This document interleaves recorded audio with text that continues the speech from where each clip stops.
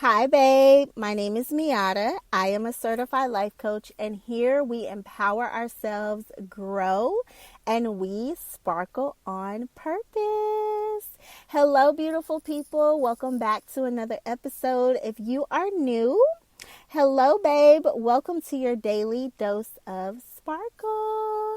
How are y'all doing today? How are you feeling? How's your mind? How's your body? How's your soul? I want to check in. Y'all, I'm hyped up, as you can see. Like, I've been on my workout journey. Like, I was thinking today, I'm like, I am really in the gym rat club. Like, I'm an official member, y'all. I've been in the gym for, at least a good hour. And I could never understand, why do people stay so long at the gym? Like, what are they doing in there? And now I get it, because I'm a part of the Gym Rat Club. So do not come for me, because my club members, they strong, okay? They strong and they deep. Oh my gosh. Okay, I want to introduce this lovely topic to y'all: emotional intimacy. Woo!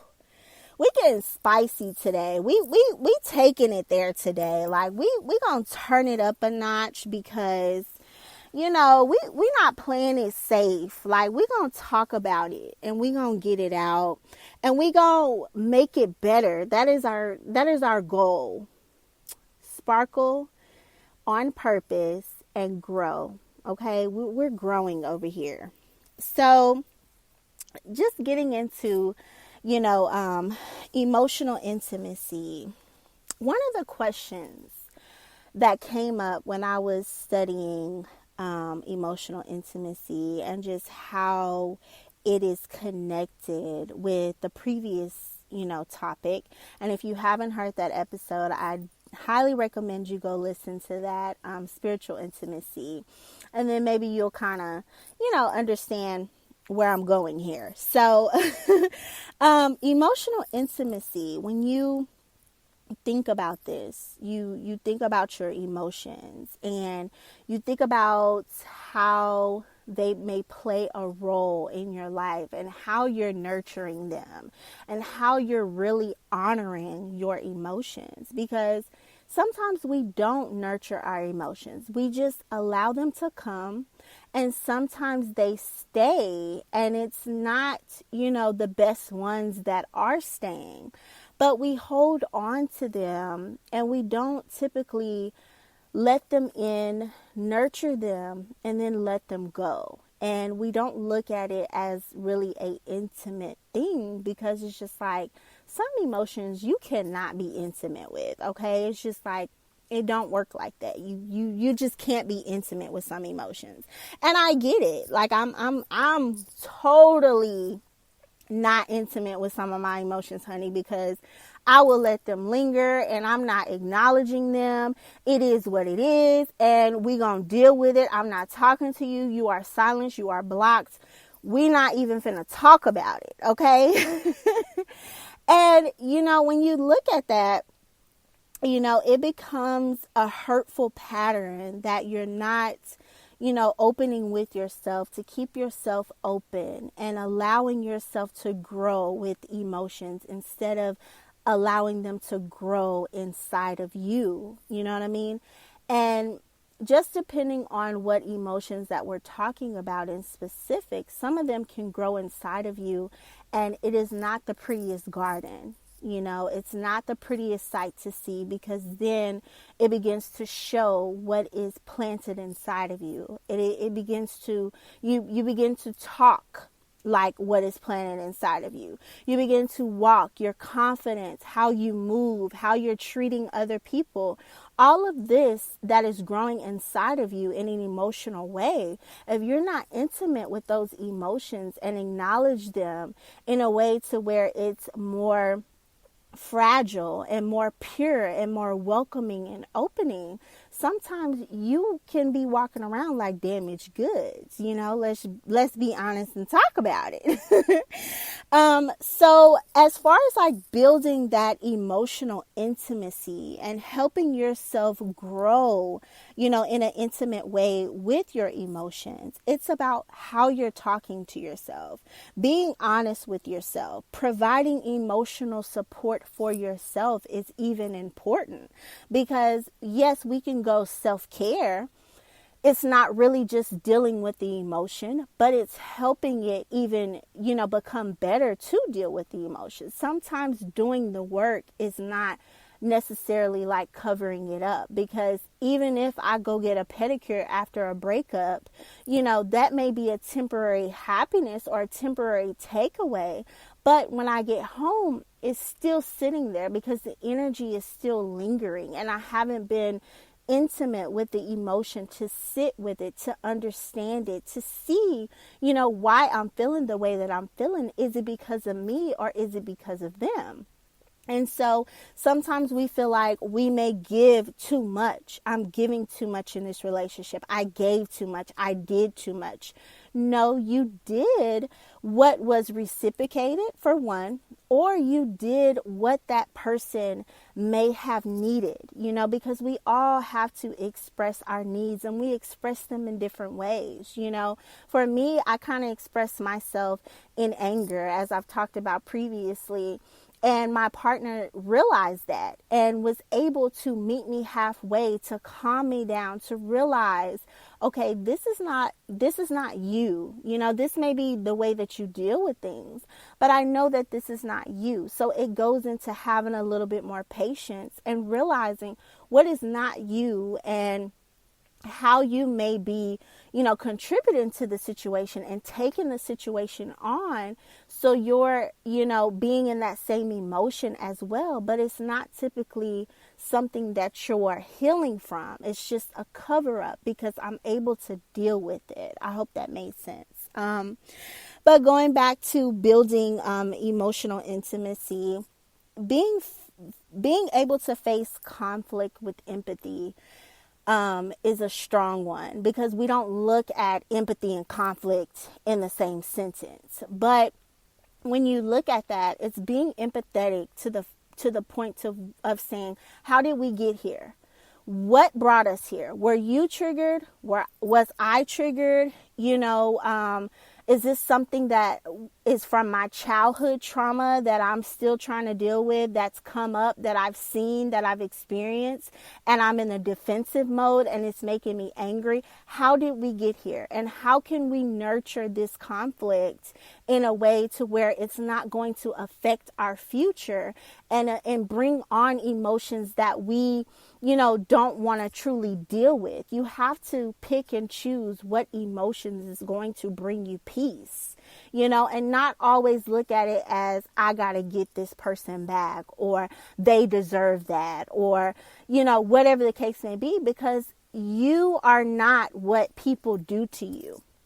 If we're good people and we have good intentions and we're loving and trusting and we're doing everything that we possibly can with our whole heart, whatever somebody does to you, that is them. That is not you. And we can't become bitter because we gave a purity of ourselves that is, something that is within us, that we have in us to give. And when we're hurt, we shy away from that and we begin to build a wall, and we're like, no, I'm not going to do that for nobody else. I'm not going to be that person for nobody else. And oh my God, I'm just going to go out and do me, and we end up taking on the bitterness from that other person because they were not healed. They were not pure. So what does that have to do with us? Why should we shut ourselves down and make ourselves deal with the growth of,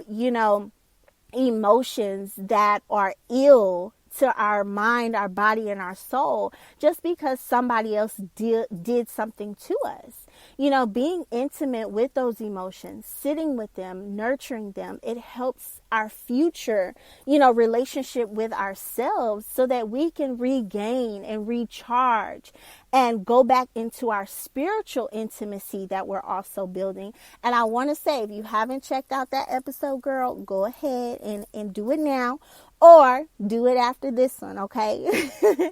But yes, I want to encourage everyone to Look at your spiritual intimacy, look at your emotional intimacy, and use each one. You got to balance it out so that you can build yourself back up and not let bitterness build in you. And also with building emotional intimacy, it's practicing vulnerability, being intentional in your conversations, being open, asking questions, and feeling safe, accepted, and understood in, your relationships is very important. But if you don't feel safe with yourself, if you haven't accepted yourself to understand yourself and allow yourself to truly grow and know that you're not always going to look the same, so nobody else is going to look the same, and as you're growing, your needs are going to change, your values are going to change, how you want to be loved is going to change.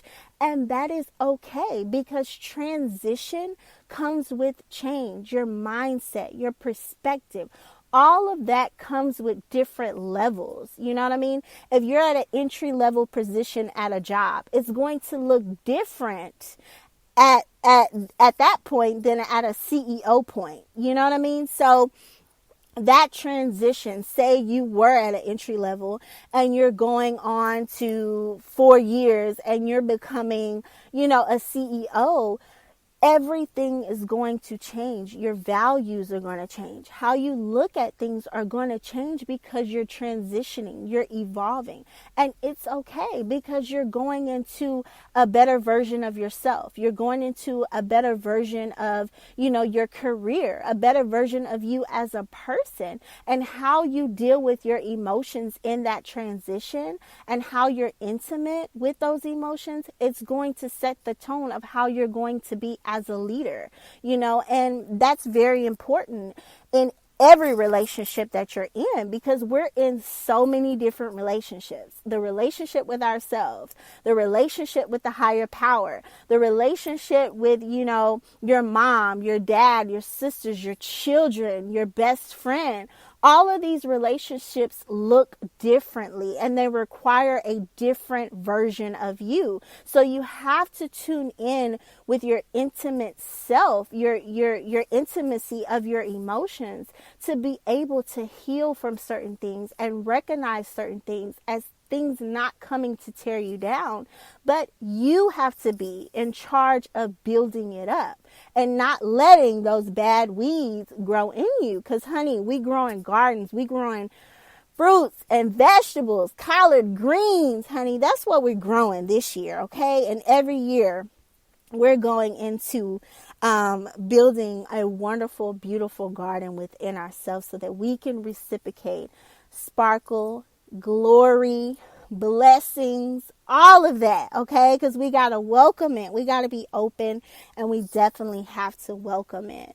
So some questions that I want to throw out when it comes to emotional intimacy is, how can I support you? How's your heart? That's very, very powerful and important, is asking someone, how is your heart? Because we cloud everything in our mind, and we don't look at a person and say, how can I support you in your healing? How can you heal from this? How can you heal these emotions and be peaceful? How can you heal these emotions and be confident? How can you heal these emotions and walk into the next season of your life and be fulfilled? You know what I mean?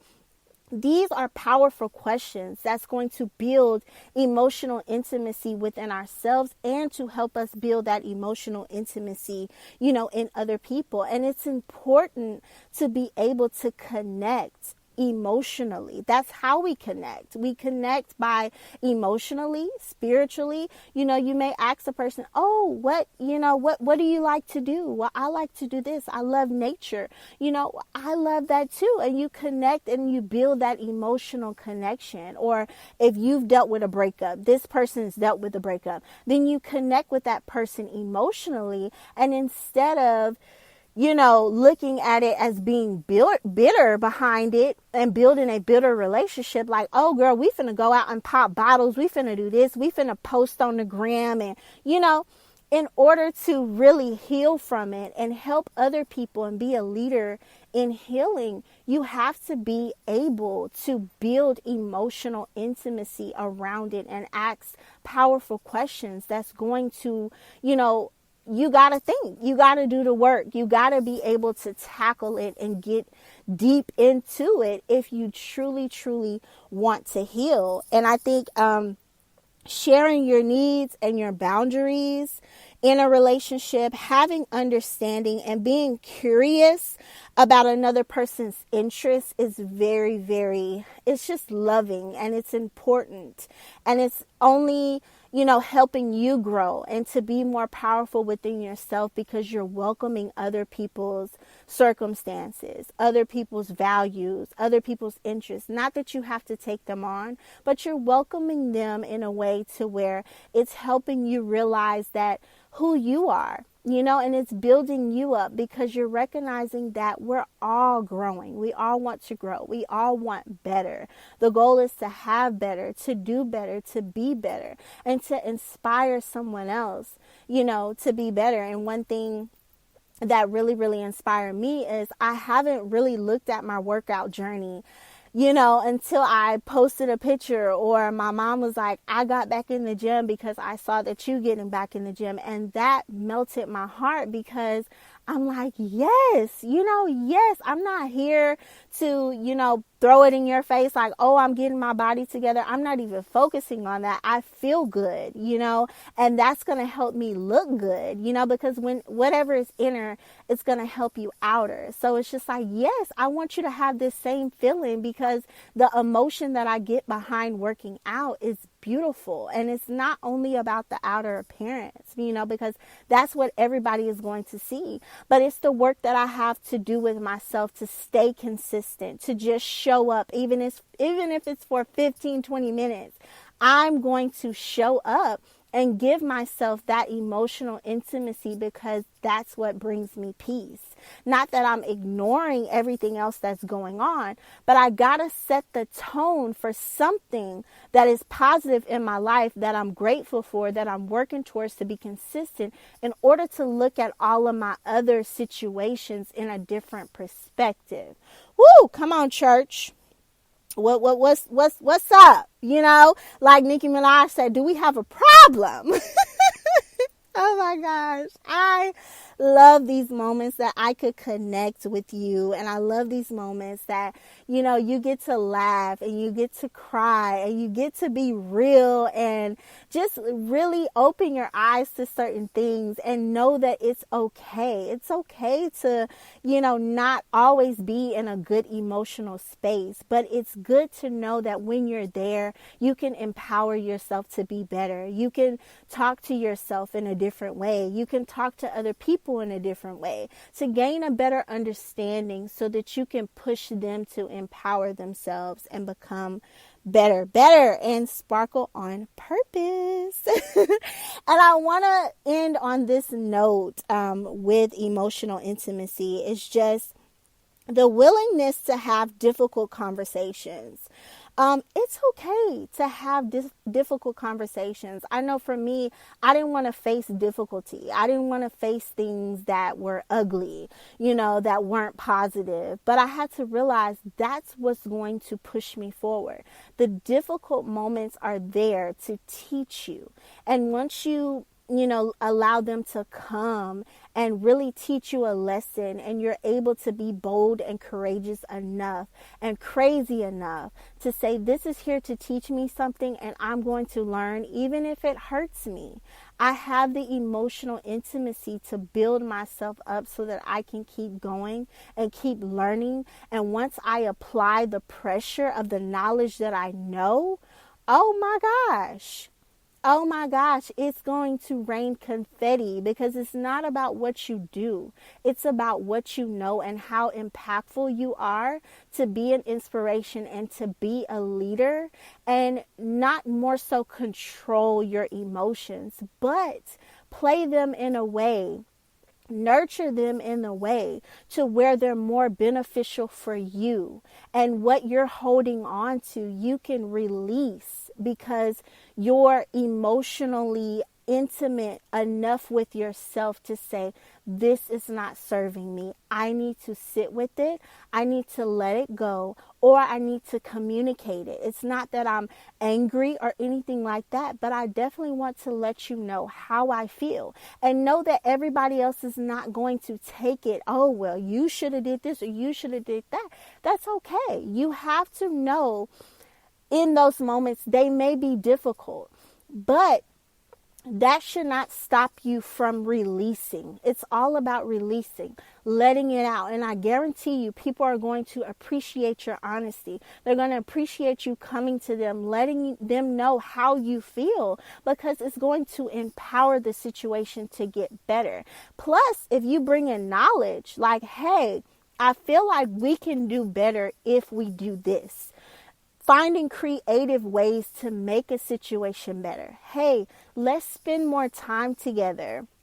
Or let's, talk a little bit more about this so I can know about this or I can know about that. So when these moments come up, they won't be difficult for us, but we're able to be empathetic enough to know the control that we have within ourselves to say, okay, I need to walk away, or, I need to do this or I need to do that. And I can respect your boundaries because we're building healthy boundaries. All right, y'all. Well, I want to hear from you. And when I say this, I mean this. Connect with me. My Instagram is iSparklebabe.